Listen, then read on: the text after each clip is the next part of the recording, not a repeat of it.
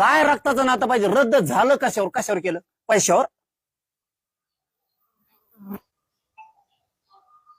पैशावर केलं का? एक जण म्हणतो शिरसाटकडी आणि एक जण म्हणतो घुमरेकडी म्हणून रद्द केलं. कशामुळे रद्द केलं? हे तुमच्या राजकीय स्वार्थासाठी शिंदे साहेब. आणि बच्चू कडू कुणाचा आहे? शिवसेनेत प्रवेश नाही त्याचा.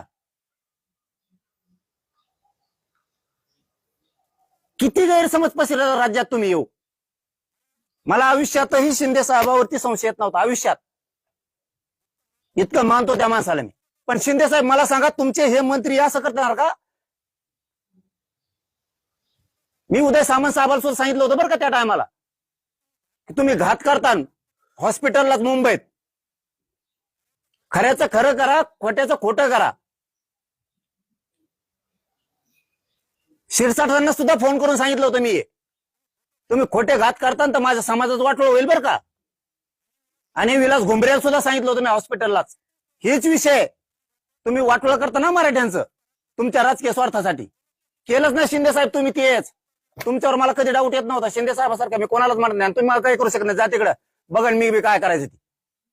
सत्यात गेलात म्हणजे का तुम्ही माज उतरणार का काय आमच्याकडं?